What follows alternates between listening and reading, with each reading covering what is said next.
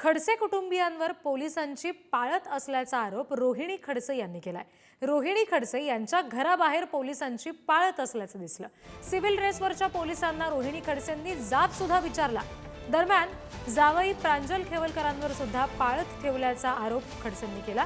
पाळत ठेवून पाठलाग करून माझ्या जावयाला अडकवलं गेलं असा आरोप खडसेंनी केला।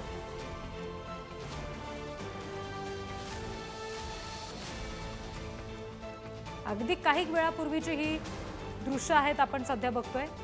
रोहिणी खडसे यांनी आपल्या घराजवळ असलेल्या सिव्हिल ड्रेसवरच्या पोलिसांना जाब विचारला। खडसे कुटुंबियांवर पाळत ठेवली जाते अशा पद्धतीचा आरोप काही वेळापूर्वी पत्रकार परिषद घेऊन एकनाथ खडसेंनी सुद्धा केला होता आणि आता रोहिणी खडसे यांनी सुद्धा या सगळ्या सिव्हिल ड्रेसवरच्या पोलिसांना जाब विचारला। जे माझ्या जावयाने मला सांगितलं की माझ्यावर पाळत ठेवण्यात आली। ज्या ज्या ठिकाणी मी जातो त्या ठिकाणी पाळत ठेवण्यात आली। त्यांनी ज्या ठिकाणी गेले 2-3 ठिकाणी एक प्लेन याच्यामधले म्हणजे सिव्हिल ड्रेसमधले पोलीस त्यांची पाळत ठेवत होते आणि त्याचे व्हिडिओ आहे। मग या पोलिसांना पाळत ठेवण्याचं काय कारण आहे? या ठिकाणी पोलीस इतकी तत्परता दाखवतात की लगेच त्या ठिकाणी प्रेस कॉन्फरन्स घेतात, लगेच सगळे व्हिज्युअल्स त्याच्यामध्ये दाखवतात। एवढी तत्परता प्रफुल्ल लोढा जो हनी ट्रॅपमध्ये अडकलेला आहे, जो बलात्कारामध्ये अडकलेला आहे, ज्याने गिरीश महाजनांवर आरोप केलेले आहे, या संदर्भामध्ये पोलीस यंत्रणा किंवा सरकार पुढाकार घेऊन का जनतेला माहिती देत नाही? या संदर्भात आपण बोलणार आहोत। प्रतिनिधी ज्ञानेश्वर चौतमल सध्या आपल्याशी जोडले गेलेत त्यांच्याशी। ज्ञानेश्वर, आपण बघतो की खडसेंनी थेट आरोप केलेला आहे की माझ्या जावयावर पाळत ठेवली गेली आणि या सगळ्यामध्ये अडकवण्याचा प्रयत्न झालाय। माझ्या बदनामीसाठीचा हा सगळा प्रयत्न आहे।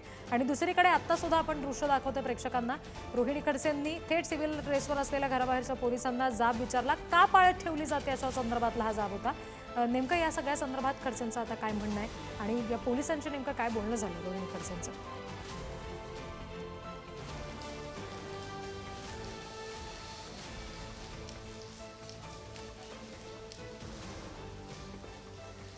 आत्ता जी पत्रकार परिषद एकनाथ खडसेंची त्यांच्या पुण्यातल्या हडपसर परिसरातल्या निवासस्थानी पार पडली। या पत्रकार परिषदेत काही सिव्हिल ड्रेसवर पोलीस या पत्रकार परिषदेच्या ठिकाणी आलेले होते। घराच्या बाहेर देखील काही पोलीस या ठिकाणी आले होते। दुसऱ्यांदा यावरती एकनाथ खडसेंनी पत्रकार परिषद घेऊन कशा पद्धतीनं सिव्हिल ड्रेसमधले पोलीस हे घरापर्यंत आले होते, पाळत ठेवत होते, याबद्दलचा व्हिडिओ देखील प्रसारमाध्यमांना दाखवलेला आहे।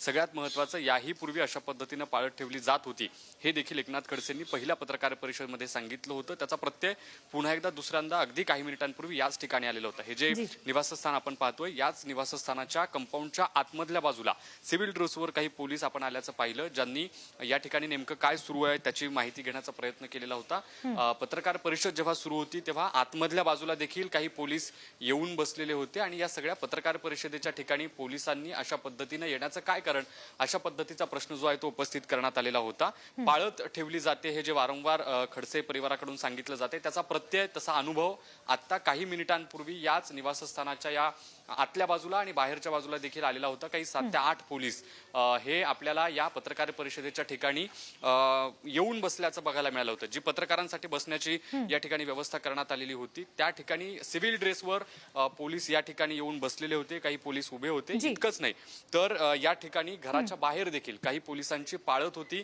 खडसे कुटुंबियांकडून पोलिसांनी पाळत ठेवल्या संदर्भातला हा आरोप समोर येत असताना नेमकं त्या बाबतीत पुढे काय घडतं हे पाहणं महत्त्वाचं आहे। धन्यवाद दिलेल्या सगळ्या माहितीसाठी।